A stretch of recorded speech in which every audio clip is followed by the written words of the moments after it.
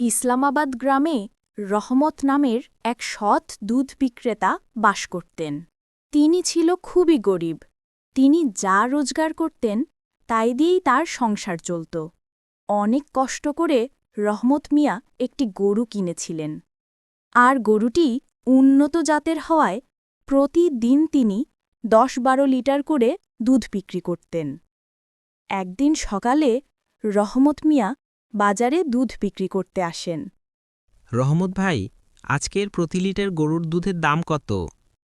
৮০ টাকা করে লিটার মতলেব ভাই, একদম খাঁটি দুধ। সকালে আসার সময় দুয়ে এনেছি। সে আমি জানি রহমত ভাই, আপনার কাছে সবসময় খাঁটি দুধই পাওয়া যায়। তাই জন্যই তো আপনার কাছে থেকে দুধ কিনতে আসি। কত লিটার দুধ এনেছেন ভাই?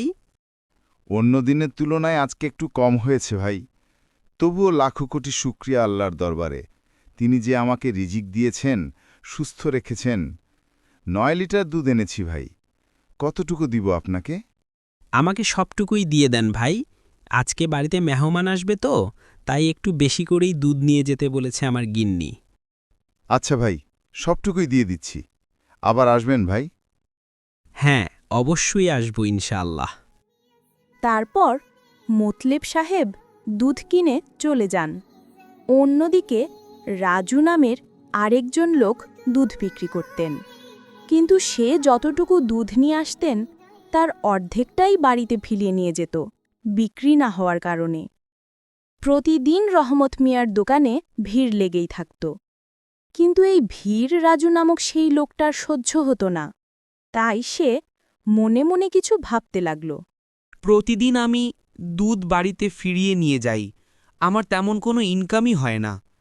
কিন্তু ওই রহমতের সব দুধ বিক্রি হয়ে যায়। কাল থেকে আমাকেও সব দুধ বিক্রি করতে হবে। তারপর রাজু বাড়িতে চলে যায়।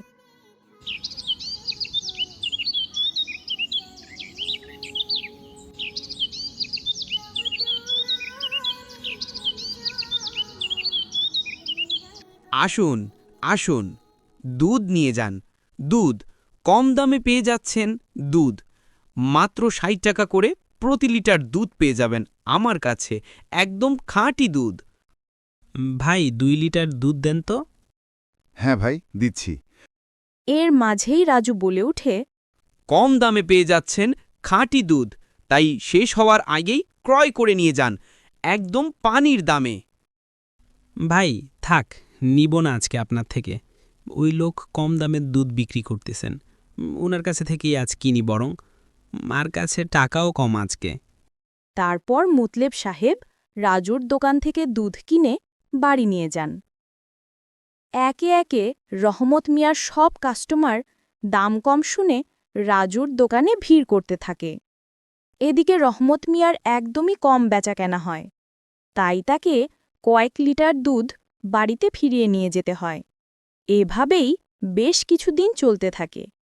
এভাবেই পানি মিশিয়ে কম দামে দুধ বিক্রি করতে পারলে তো আমি কিছুদিনের মধ্যেই কোটিপতি হয়ে যাব। কিন্তু এত কম কম পানি মিশালে তো ইনকামও কম হবে।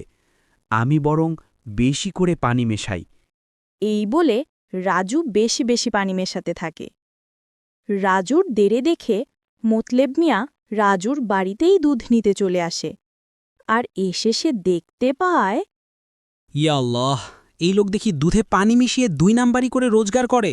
বিষয়টা আমাকে দেখতেই হচ্ছে, কালকেই এর একটা বিহিত করতে হবে।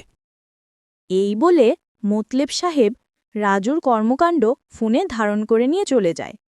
পরের দিন সকালে যখন ক্রেতারা রাজুর কাছে থেকে দুধ কিনতে আসে, ঠিক তখনই এই লোকের কাছে থেকে কেউ দুধ কিনবেন না।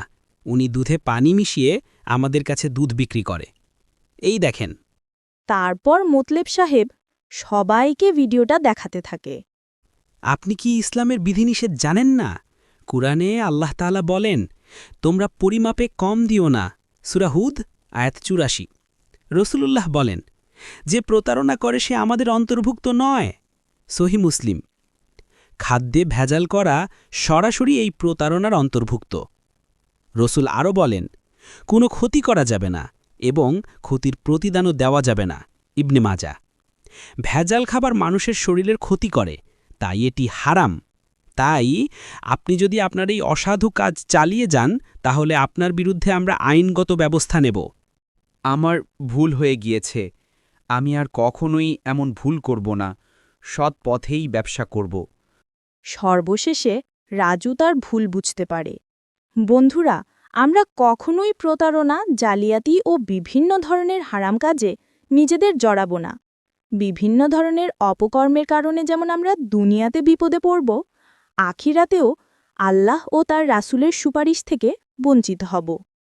বন্ধুরা, আমাদের ভিডিও তোমাদের কেমন লাগে এবং পরবর্তীতে কোন ধরনের ভিডিও দেখতে চাও কমেন্টে জানিয়ে দাও।